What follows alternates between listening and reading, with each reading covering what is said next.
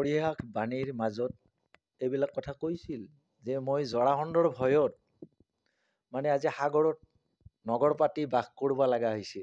গতিকে কি চাইনো মোক তুমি মানে স্বামী হিচাপে কি কৰিছা, গতিকে মই সিমানটো যোগ্য নহয় এইবিলাক কথা কৈছে। কিন্তু ৰুক্মিণীয়ে তাৰ প্ৰতি উত্তৰত এনেধৰণে কৈছে যে আপোনাৰ মহিমা বুজাটো বৰ কঠিন। গতিকে সন্তজনৰ বীৰত্ব আৰু গুণ গৰিমাৰ যশস্যাৰ বল আমি সাধাৰণ সমস্তই বুজব নোৱাৰোঁ। সাধাৰণ সমস্তৰ কিন্তু বিভিন্ন ধৰণৰ ডাঙৰ ডাঙৰ বাক্য বচনবিলাক, দম্ভালিবিলাক, আত্মগৌৰৱ অহংকাৰবিলাক এইবিলাক বেছি। কিন্তু সন্ত মহন্তসকলৰ সদায় মানে নিৰীহ ভাৱত, নিৰ্জীৱ ভাৱত ভাৱাপন্ন হৈ তেওঁলোকে এই সংসাৰত চলে। গুণৱন্ত সকল, গতিকে গুণৰ ঈশ্বৰ ভগৱন্ত তেওঁ এইবিলাক আমাক দেখাইছে। যিসকল গুণৰ অধিকাৰী পুৰুষ বা আইসকল হয় তেওঁলোকে সদায় মানে বিনম্ৰতাৰে থাকে। কিন্তু তাৰ ব্যতিৰেকজন মানে ইহ সংসাৰত বিভিন্ন দম্ভ অহংকাৰ কিহত থাকে, তাক তুলনা দি এই জৰাসন্ধৰ পৰিহাস কথাখিনিৰ জৰাসন্ধক দি তুলনা মানে কৈছে যে আপোনাৰ এইবিলাক মানে ছদ্ম কপট ভাৱনা, এই ভাৱনাবিলাক কোনেও বুজে নাই। আপোনাৰ অতৰ্ক মহিমা, আপুনি যিটো দেখাই তাৰ ব্যতিৰেকটো কৰে, কিন্তু মানুহে তৰ্কিব নোৱাৰে। কিয়? আপোনাৰ গুণজোখৰ মহিমাৰ মাজত যিসকলে সোমোৱা নাই, আপোনাৰ অতৰ্ক মহিমা কোনেও বুজি নাপায়। এই সংসাৰখন আপুনি কেনেকৈ চলাই আছা এই কথাখিনি কোনেও নাজানে। কিন্তু যিসকল গুণৰ অধিকাৰী, ভগৱন্ত গুণজোখত আকৃষ্ট হৈ তেওঁৰ গুণনামত ব্ৰতী হৈ তেওঁকে ভজিছে, তেওঁক ভগৱন্তই কৃপা কৰি মহিমাযুক্ত ভাৱবোৰ দৰ্শাই মানে ইহ সংসাৰত ধুনীয়াকৈ চলাই লৈ যায়। কৃষ্ণই আর অনুরূপ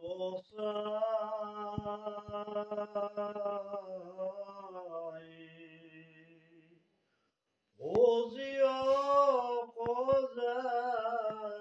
কজাই ভুলিলা জিতো বচন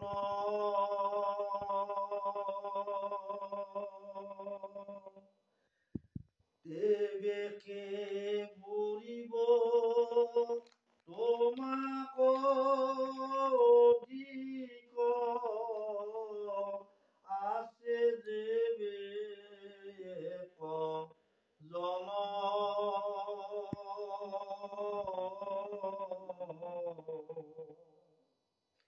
ও লক্ষ্মীর আশ্রয়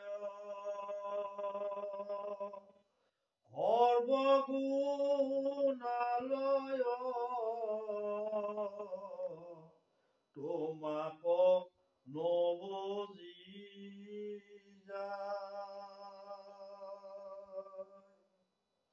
মরণ ধার্মিক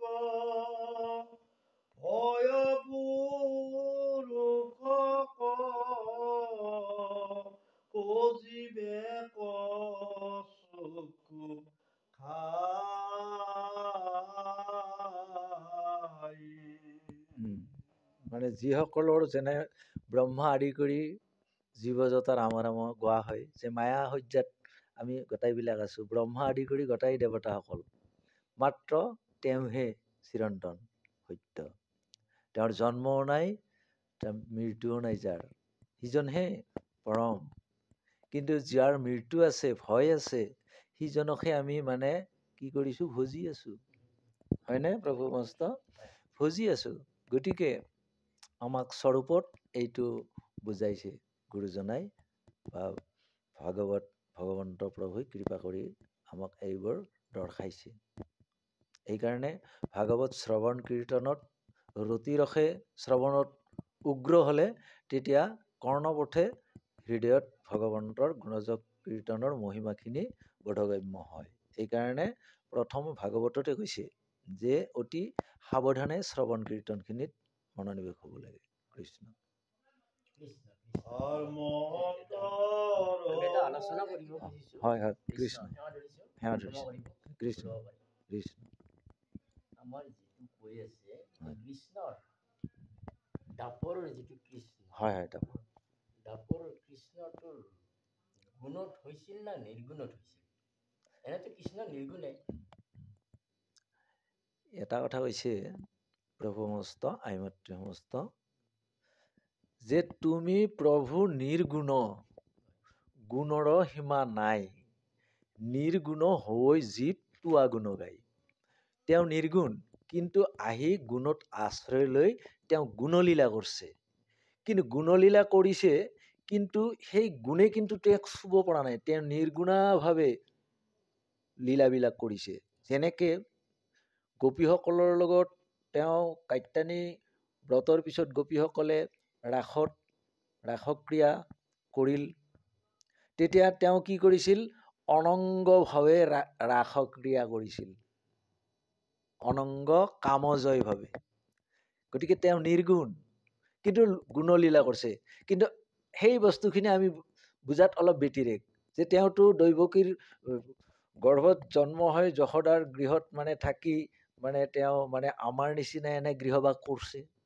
গতিকে তেওঁ গুণলীলা কৰিছে। আৰু তেওঁ আমাৰ যেনেকৈ গৃহবাসখন আমি ভাৰ্যা সহায়িকাৰে আমি এখন সংসাৰ পাতিছোঁ, তেওঁও পাতিছে। গতিকে তেওঁক আমি ভাবোঁ আমাৰ নিচিনা গুণলীলা কৰা বুলি। কিন্তু তেওঁ কেতিয়াও তেনেকৈ ভগৱন্তই গুণলীলা কৰা নাই, তেওঁ নিৰ্গুণত। এই যে প্ৰদুম্ন আদি কৰি তেওঁৰ সতী সন্ততিৰ কথা কৈছে, এইবিলাকৰ ক্ষেত্ৰত আমাৰ নিচিনাকৈ জন্মবোৰ তেওঁলোকৰ হোৱা নাই নহয়, তেওঁ নিৰ্গুণৰভাৱে তেনেকৈহে হৈছে। উদাহৰণস্বৰূপে আপোনাৰ এই যে এতিয়া নেকি ৫ পাণ্ডৱৰ ক্ষেত্ৰত তেওঁলোক গৈ হিমালয়ত আশ্ৰয় ল'ল, ঋষি সমস্তৰ আশ্ৰয়ত থাকি, তেতিয়া তেওঁলোকৰ জন্ম বৃত্তান্তবিলাক কেনেকৈ পাইছে? সূৰ্যক স্মৰণ কৰিল, তেতিয়া যমক স্মৰণ কৰিল, তেতিয়া যুধিষ্ঠিৰৰ জন্ম হ'ল। বায়ুক স্মৰণ কৰিল, ভীমৰ জন্ম হ'ল। ইন্দ্ৰক স্মৰণ কৰিল, অৰ্জুনৰ জন্ম হ'ল। আৰু মাদ্ৰীয়ে সেই মন্ত্ৰটো দিয়াত, তেতিয়া সেই মাদ্ৰীয়ে অশ্বিনী কুমাৰক স্মৰণ কৰাত ডমজ, নকুল আৰু সহদেৱ দুজন জন্মিল। গতিকে এইবিলাক নিৰ্গুণৰ বস্তু। আৰু এইকাৰণে আমি কথাবিলাক অলপ ব্যতিৰেককৈ ভবা হয় যে আমাৰ নিচিনা তেওঁতো দাপৰত জন্মগ্ৰহণ কৰি মানৱীয় লীলা কৰিছে, আমি মানুহ হিচাপে ভাবোঁ। কিন্তু চাওক, এতিয়া তেওঁ হৈছে অযৌনি সম্ভৱা, কিন্তু আমি সেই কথাটো কিন্তু নাভাবোঁ। আমাৰ নিচিনাই জন্মিছে, কিন্তু তেওঁতো অযৌনি সম্ভৱা, অযৌনি। কিন্তু তেওঁ কেতিয়াও সেনেধৰণে গুণলীলাখিনি হোৱা নাই, তেওঁ নিৰ্গুণভাৱে হৈছে। কিন্তু আমাক দেখাৰ কাৰণে, আমাক বুজাৰ কাৰণে, গতিকে আমাৰ নিচিনা একে লীলা কৰা বুলি আমি ভাবোঁ, কিন্তু তেওঁ তেনেকৈ কৰা নাই। কৃষ্ণ কৃষ্ণ, তেওঁ নিৰ্গুণ। আর মহন্ত মুখে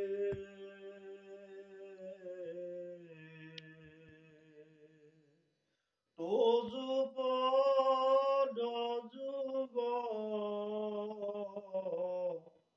পঙ্কজর গন্ধ পাই মহামকপদ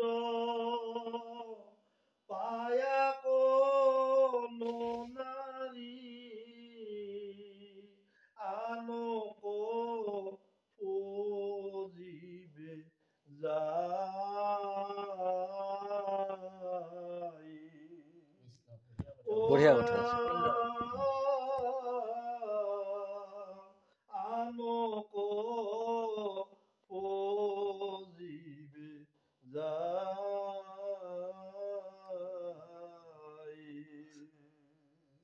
সন্ত মহন্ত সমস্তই আপোনাৰ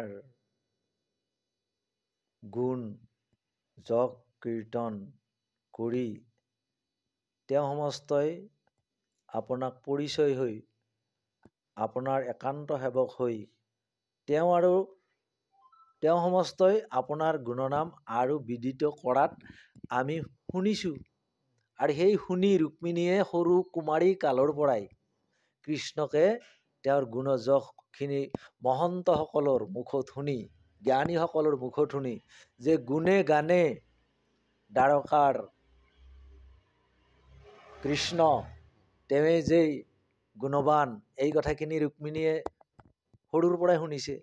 আমিও হৰি কথাখিনি, হৰিয়ে যে কোনজন, এইখিনি আমি শুনাৰ পৰাই দৃঢ় কৰি ভাৱটো লোৱাৰ পিছতহে তেওঁক মানে আমি পাব পাৰোঁ। কিন্তু আমি সৰু কালৰ পৰা শুনিছোঁ হৰি হৰি, কিন্তু কেনে হৰি এই কথাখিনি কিন্তু গুণৰ বিষয়বস্তুত আমি সোমাব নোৱাৰিলোঁ। আমি গুণৰ মানে দেখিলোঁ যে ব্ৰহ্মাৰটো এইৰকম, মানে কি হৰৰ কি চন্দ্ৰ সূৰ্য বায়ু বৰুণৰ এনে, গণেশ আদি কৰি এইবিলাকৰ গুণগান মানে বেছিকৈ ভাল দেখিছোঁ। কিন্তু তেওঁতকৈ আৰু যে পৰম ঈশ্বৰ কৃষ্ণ যে আৰু একেবাৰে গুণৰ ঈশ্বৰ, এই কথাখিনি আমি ভালকৈ মহন্তৰ মুখৰ পৰা বুজিবই নোৱাৰিলোঁ। মহন্তসকলে কিন্তু কৈও আছে যে গোটাইৰে মূল হ'লে কৃষ্ণ। গতিকে তেওঁৰ গুণৰ গানখিনি আমি বুজিবই নোৱাৰিলোঁ, কোনজন গুণবান, কোনজন মানে এই দেৱসমস্তৰ ভিতৰত কোনজন গুণবান। যেনেকৈ ভৃগুই পৰীক্ষা কৰিছিল, এই ঋষি সমস্তই মানে গণিপিৰি যে এই ব্ৰহ্মা বিষ্ণু মহেশ এই তিনিজনৰ ভিতৰত কোনজন শ্ৰেষ্ঠ, কোনজন ঈশ্বৰ স্বয়ং, তেতিয়া পৰীক্ষাৰ কাৰণে ভৃগুক পঠাইছিল। ভৃগুই মানে প্ৰমাণ পালে, প্ৰমাণ পোৱাৰ পিছত কৃষ্ণ বুলি ভৃগু আদি কৰি কিছুৱে জানিল, কিন্তু বাদ বাকী কোনোৱে নাজানিল। তদ্ৰূপ আমিও তেনেকৈ শুনো, কিন্তু দৃঢ়ভাৱে কোনজন ঈশ্বৰ ভজিলে পৰম গতি পায়, কোনজনে পৰম, এই কথাখিনি আমি হয়তো বুজা নাই। তদ্ৰূপ তেনেধৰণে ভৃগু আদি কৰি সমস্তই বুজিছিল, আৰু সেই অনুপাতে সন্ত মহন্ত উদ্ধৱ আদি কৰি গোটাইবিলাকে বুজি মুঠন তেওঁকে মাত্ৰ ভুজি আছিল। কৃষ্ণ। ৰুক্মিণীৰ ক্ষমাপ্ৰাৰ্থনা। হে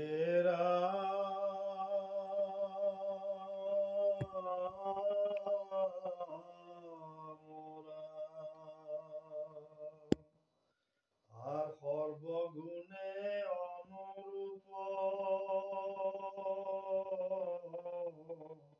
তোমাক জানিয়া প্রভু, ও তোমাক ভজিল নিষ্ঠ করি, ইহকালে পরকালে মহামক্ষ পদদাতা, তুমি কে ঈশ্বর দেব হরি।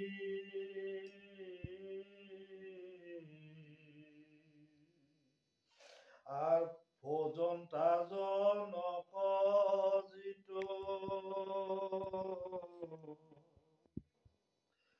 সংহাৰৰ বন্ধন চুৰি, ধৰা নিজ আপোনাৰ মূৰতি, ও হেন দেৱ তজুপদে, ও মোৰ চৰণ হৌক, আনক নযাওক মোৰ মতি।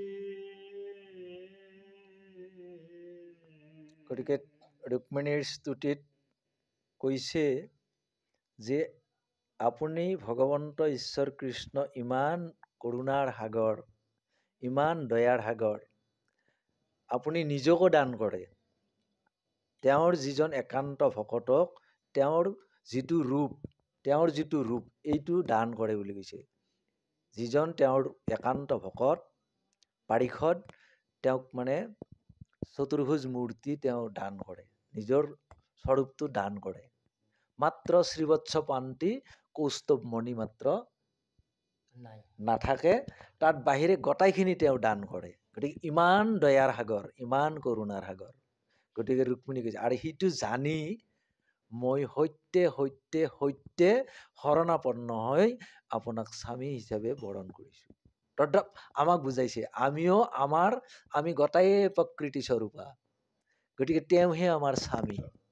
গতিকে তেওঁক স্বামী এনেধৰণে ভজিলে হে আমাৰ ইহকালতো গতি পৰকালতো পৰম গতি। ইহকাল পৰকাল কৃষ্ণক আমিতো ভজিছো, ভজিছো। যেতিয়া আমি শৰণ ল'লো, তেতিয়াই ভজিছো তেতিয়াই কৃষ্ণক ভজিছো। ভজিছো। ভজাৰ পিছত জানিছো, জানি শুনি আৰু আন দেৱ দেৱতাৰ তাতে গুচি যাওঁ। এইটো আমাৰ মতিভ্ৰম হয়। মতিভ্ৰম কৰে কিহৰ কাৰণে? আমি এই জাগতিক জগতখনত মায়া মোহৰ মাজত থাকিলো নহয়। মায়া মোহৰ মাজত থকা গতিকে আমি জাগতিক জগতখনত মায়াৰ বিভীষিকা মৰীচিকাত আমি ঘূৰি বেড়াতে বেড়াতে আমাৰ মোহশূন্য হৈ আমি শৰণৰ বস্তুবিলাক তেতিয়া মানে হেলা আহি যায়, অৱহেলা কৰোঁ।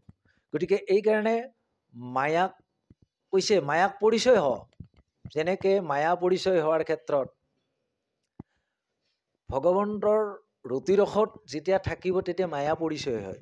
যেনেকে যশোদাই বৈষ্ণৱী মায়াৰো পৰিচয় হৈছিল আৰু বিষ্ণু মায়াৰো পৰিচয় হৈছিল।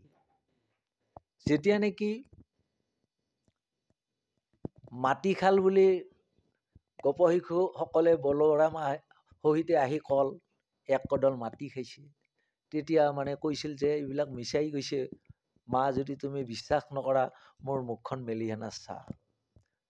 কিয় এই কথাটো কৈছিল? যে মই আজি মোৰ স্বৰূপটো মাক দেখাম, যিটো বিষ্ণু মায়াৰে মই মোহিত কৰি বৈষ্ণৱী মায়াৰে মোহিত কৰি ৰাখি আছো। মই অকপতে আজি বিষ্ণু মায়াৰ যিটো মোৰ স্বৰূপ এইটো দেখাম। তেতিয়া মানে গৰ্ভতে গোটাই 14 ভুৱন দেখালে। তাৰ পিছতে কি কৰিল? যে হল মাক মই দেখালো, এতিয়া আৰু বৈষ্ণৱী মায়াৰে আৰু বিমোহিত কৰাই পুত্ৰ স্নেহত আসক্ত কৰাই দিলে।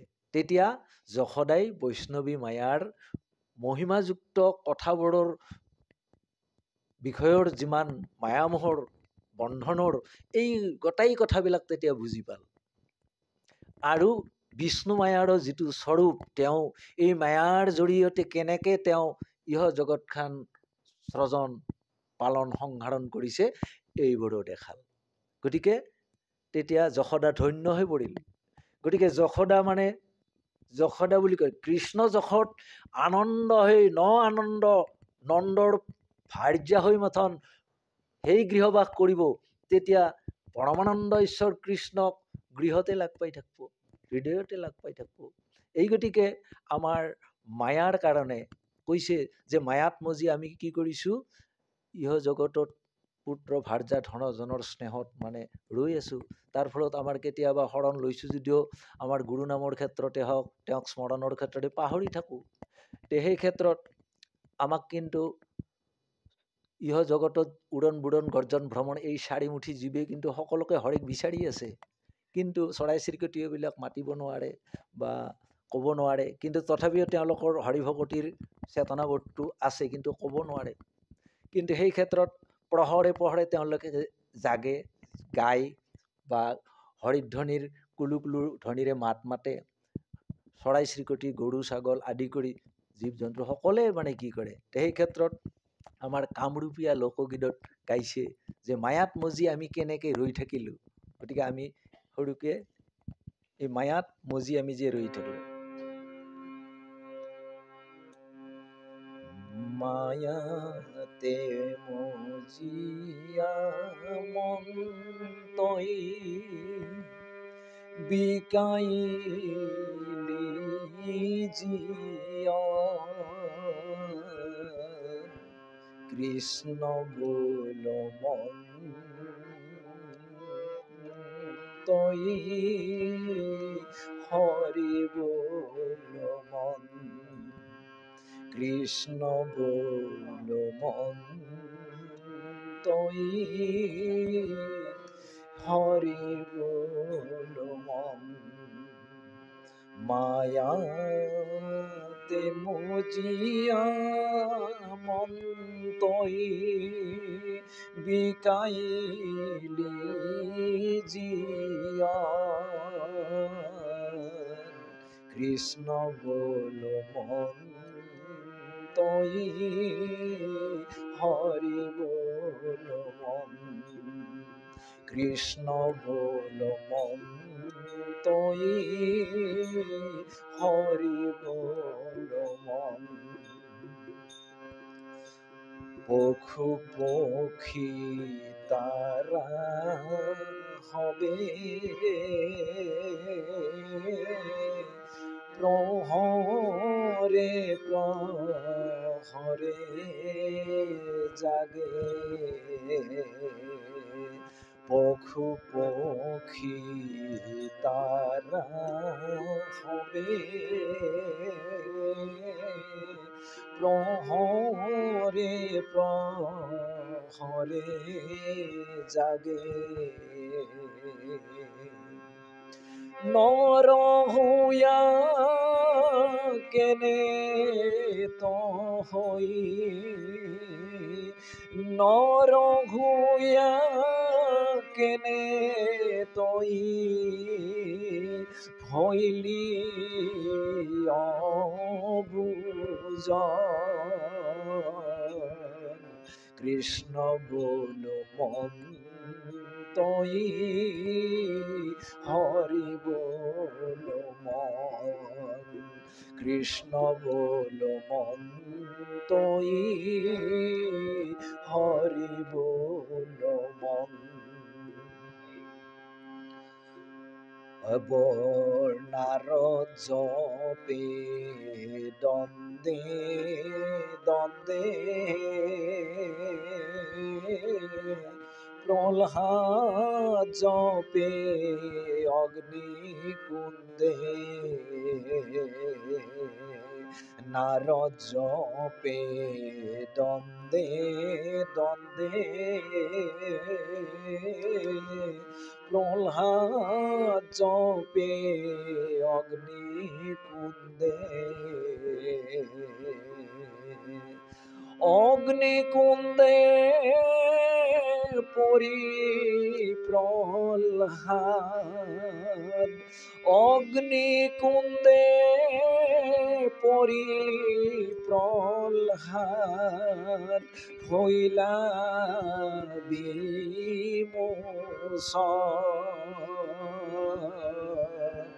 কৃষ্ণ বল মন তই হরি বল মন, কৃষ্ণ বল মন তই হরি বল মন। মায়াতে মুজিয়া মন তই বিকাইলি জিয়া, কৃষ্ণ বল মন তই হরি বল মন, কৃষ্ণ বল মন তই হরি বল মন। বনর পশু হনুমান,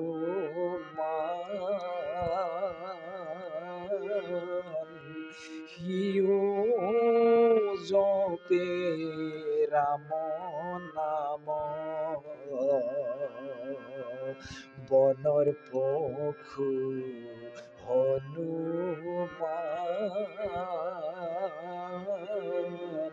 হিউ জপে রাম নাম, অজামিল বৈকুণ্ঠে চলে, অজামিল বৈকুণ্ঠে চলে বুলি নারায়ণ,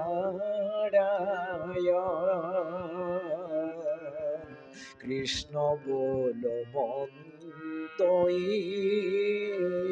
হরি বল মন, কৃষ্ণ বল মন তই হরি বল মন। মায়া তেমজিয়া মন তই বিকাইলি জিয়া কৃষ্ণ গুণ মন তই হরি বল মন কৃষ্ণ বল মন তই হরি বল মন। প্ৰভু সমস্ত আই মাতৃ সমস্ত মায়াত মজি আমি হয়তো তেওঁৰ গুণনাম কেতিয়াবা পাহৰি থাকোঁ। এই ক্ষেত্ৰত পাহৰি থকাত আমাৰ অপৰাধ হয় যদিও, যেনেকে উদাহৰণ দিছে অজিন পাতকী অজামিলৰ তুলনা দিছে।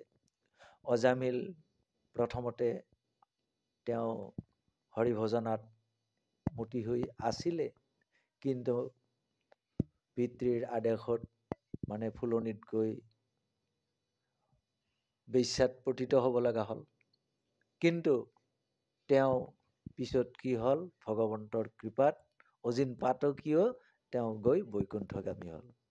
এইখিনি আমাক বুজাইছে।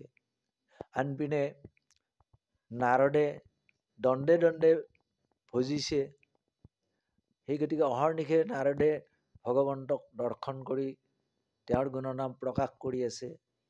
প্ৰহ্লাদে দৈত্যকুলত জন্মি দৈত্যকুলৰ ৰীতি নীতিৰ কথাক নেওচি অশেষ যন্ত্ৰণাৰ মাজতো হৰিক নাপাহৰি হৰিকে ভজি থকাত কি হৈছিল, গতিমুক্তি পাইছিল। আমাৰো বিষয়খনত দ্বৈতনীতিত আমি বামানয় শাস্ত্ৰত দ্বৈতনীতিত থাকি আমি নানান ধৰণৰ কিহত আমি মদমত্ত হৈ থাকোঁ।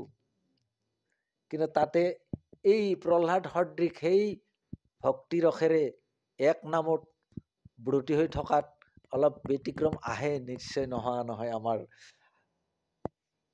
সাংসাৰিক জীৱনত আমাৰ যিটো নেকি দ্বৈতবাদ, কৰ্মকাণ্ডীয় দ্বৈতবাদত আমাৰ এইবোৰ কণ্ডল চলি থাকে। তাত আমাৰ কি হয়, আমি ব্যতিক্ৰমী হৈ যাব লগা হয়।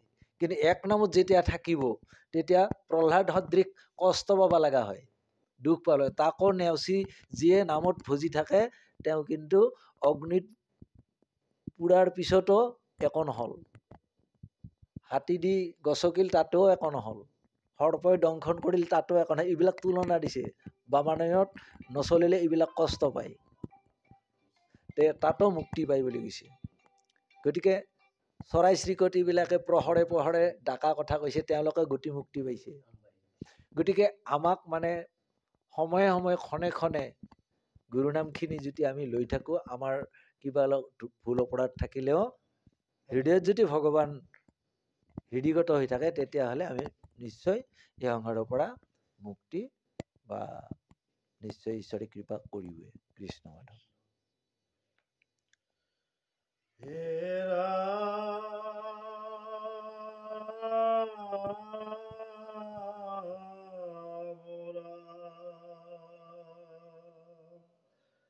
আজি বুলিলাই কুপাল হৰ্দিকয়নে ৰাজা, তোমাক খুজিলা যত্ন কৰি, তাক বাকতে যিকেনে মোহক বুজিলা তুমি, শুনি ঘিণ লাগে প্ৰভু হৰি।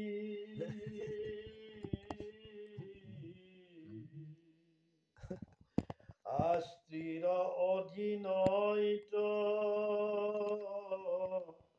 যতে কন্দিপতি মানে,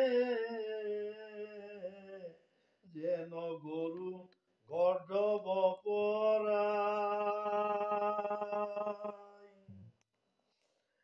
ৰাত্ৰি দিন বহে ভাৰ কুকুৰত তিৰস্কাৰ, হিতত অধিক সমুদায়।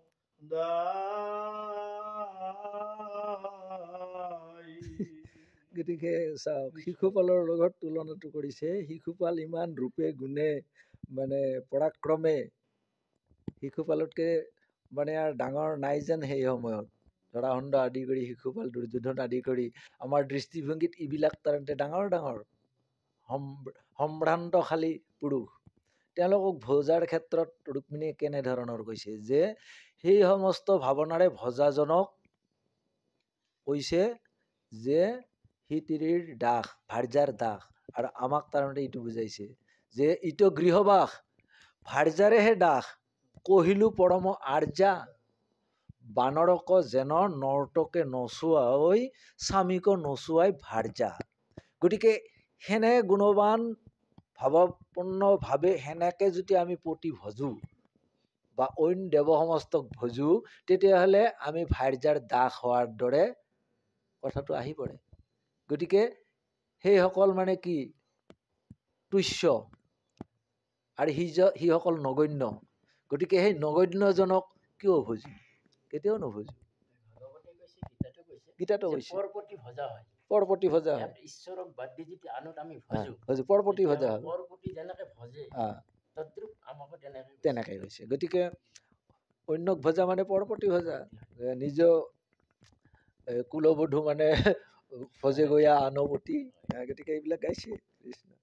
গতিকে আর বিড়ালত ধিকয়াতি নিদাৰুণ কুৰমতি সদায় ভাইজাৰ অবেচেৰ অজিত মৰ শত্ৰু বৈৰী তাইৰে কেহ কপতি নেউৰিকিয়া এৰা দেও খেৰ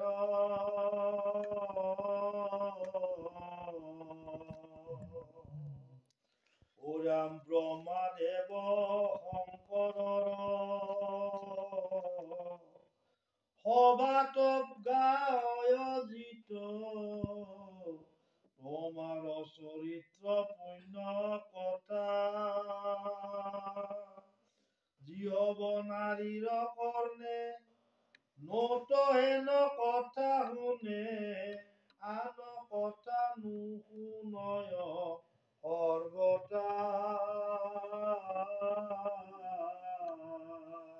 হয় যে ব্ৰহ্মা আদি দেৱগণে নিশ্চল সম্প্ৰতি মনে লক্ষ্মীক সেৱন্ত তপ কৰি লক্ষ্মীও সেৱন্ত জাক হেন মহেশ্বৰ বিষ্ণু আন কোনো দেৱতাংক হৰি। গতিকে কিমান ধুনীয়া কথা কৈছে। কিন্তু মোৰ যিজন বৈৰী অৰ্থাৎ বেতিৰেক, সিজনেহে এই সমস্তক ভজিব। অৰ্থাৎ সতিনীসকল, বৈৰীসকল যি অবোধ স্ত্ৰী, অবোধ স্ত্ৰীসকলেহে ভজিব। কিন্তু যাৰ বোধগম্য হৈছে, ভগৱন্তৰ কৃপা পৰিছে, সেইসকল স্ত্ৰীয়ে কেতিয়াও পৰম পুৰুষ যিজন নিজৰ পতিকহে ভজিব। নিষ্পতি যিজন সিজনকহে ভজিব। নিজৰ পতি আমাৰ তেওঁ। আৰু আমাৰ বৰ্তমান গাঁৱে গাঁৱে ধৰ যিজন ভাৰ্যা আছে, এই ভাৰ্যাসকলৰ সেই একে দৃষ্টিভংগীৰে যিসকল পতিব্ৰতা সতীসকল, স্ত্ৰীসকল আছে, আইসকল আছে, তেওঁলোকে এই ভাৱনাপূৰ্ণযুক্ত ভাৱত গৃহবাসত থাকে। আৰু সেই গৃহবাসখনত যিসকল প্ৰজন্ম, সেইসকলেহে কুলৰ আচল মানে ফুল বুলি কৈছে, কুলৰ পদুম ফুল। আৰু সেইসকলেহে মানে উজ্বলাব এইখন জগত। গতিকে এইবিলাক দৃষ্টিভংগী, এইবিলাক মানে আমাৰ মানে গৃহবাসৰ বেদাচাৰক যিয়ে আশ্ৰয় কৰিছে, বেদাচাৰক লৈ যিয়ে কুলৰ নীতি ৰক্ষা কৰিছে, বেদাচাৰ কুলাচাৰ তাৰপিছত লোকাচাৰ আহিছে। গতিকে এই কুলৰ মাজত সকলৰ কুল, আমাৰ নিজৰ নিজৰ সকলৰ কুলৰ এই বেদাচাৰৰ জৰিয়তে মৰ্যাদা যিয়ে ৰাখি আহিছে পুৰুষ আইসকলে, সেইসকলে এই দৃষ্টিভংগী সেইসকলেহে সেই জীৱন ধন্য কৰিছে। আৰু তেওঁসকলে কি কৰিছে? আনৰো মংগল চিন্তা কৰি আহি আছে জগতখনত। এনেকে আমি চলি আছো পৰস্পৰে। কৃষ্ণ। দুই হাতে আঙ্গুলি ভাঙি ও বলন্ত ৰুক্মিণী